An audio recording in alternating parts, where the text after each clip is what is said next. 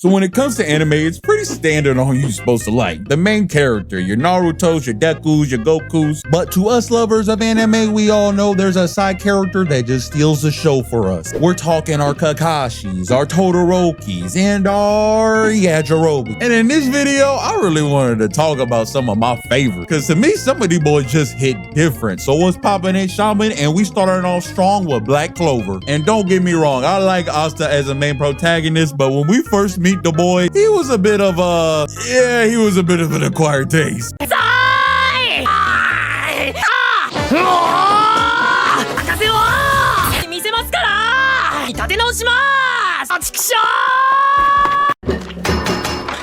Another one?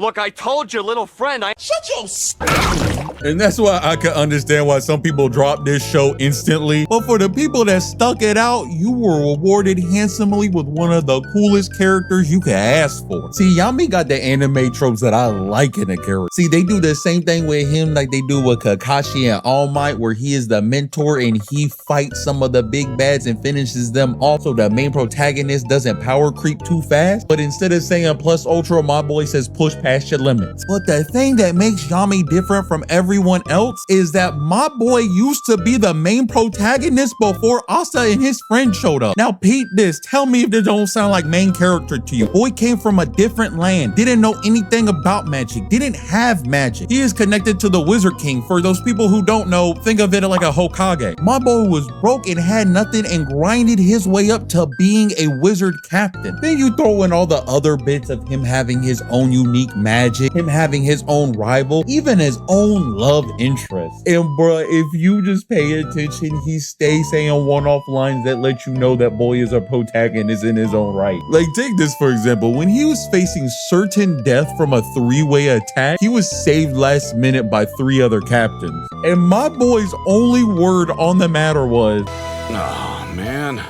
Just when I was about to have some kind of awakening, too." This man know he got plot armor. What the hell? But that's not all, because you could just tell that the author of Black Clover really got some favoritism when it come to Yami, as he gives him some of the coolest, most badass fight scenes in the whole show. Let me highlight one of them for you, because this truly sold me on Yami just being that.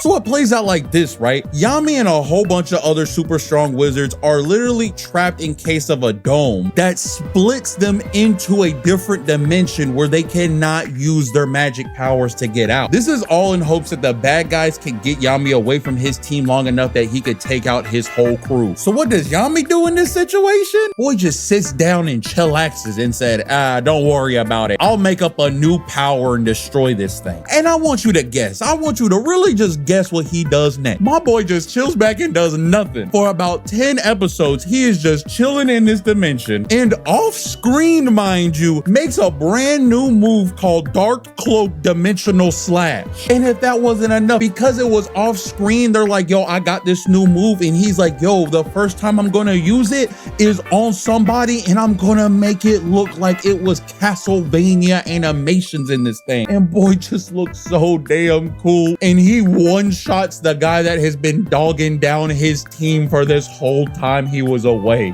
And that's a lot of things that make him so cool. My boy got a great design, he got a backstory, he really is a protagonist in his own right. And it kind of relates to the next character who I want to talk about in Death Note. See, Light Yagami is an interesting character. He's pretty much a villain in his own right. My boy has a narcissist, crazy psychopath with a god complex, but still a W character. But compared to the guy that could basically be the story's hero and protagonist in his own right, this W character might have to hold the L. You like how I segued that point? No, I'm cooking a little bit. See, L is another character I find in the same boat as Yami, as pretty much technically he could be the hero of the story if he wanted to. But because Light is our protagonist, L in that case has to be our antagonist. And that's kind of the fun of Death Note, is it kind of just flips the whole formula on its head, making you, the viewer, kind of conflicted on who you should root for. Well, I guess for some of us, because as soon as L pulled up on the scene, I wanted him to take Kira down so bad, because I fell in love with this character. Even though he looked like a basement dweller color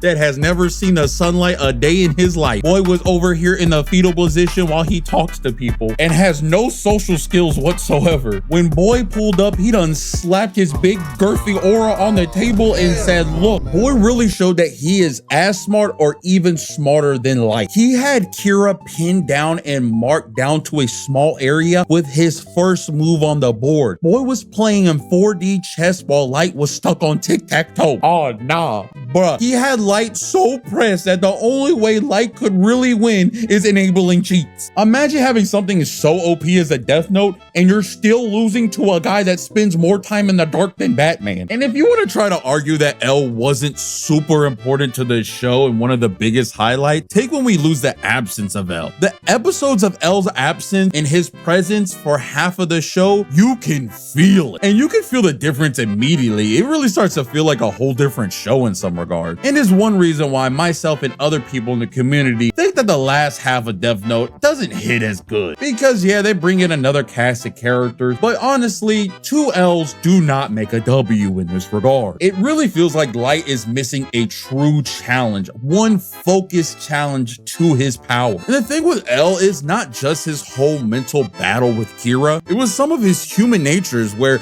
because he was so socially awkward, he really did just want to be friends with Light, while also being perplexed on thinking that yeah, he might be a mass murderer. And when it comes to the Netflix adaptation, L might be the only saving grace in that whole thing. Now moving on to Fate Zero, where the term main protagonist is very loose. As for people who haven't jumped in this super confusing franchise, it's more like a Game of Thrones where everyone is kind of protagonist in their own story, but there's definitely a couple characters that we kind of follow a little close, because the hook of this show is that they bring back characters from history or stories such as Gilgamesh, Hercules, and King Arthur, who you could say loosely is the main character in a lot of these adaptations of Fate series, as they usually fall under the Saber class. So to us, Arthur and their partner being these two would be our main protagonists. And yes, that is King Arthur. Yes, he is a chick. And yes, I'd still smash. But the story might focus on these people, but I will tell you, when you're in the show with a man known as the King of Conquerors, you know you are not the main character anymore, as Alexander the Great has showed up to the scene. And I love this character because he's here for vibes and vibes only. Boy want to conquer the world and have fun while doing it. The chemistry with him and his partner is truly amazing, as Alexander just wants to battle and his partner just doesn't want to die. And my boy Alexander design is so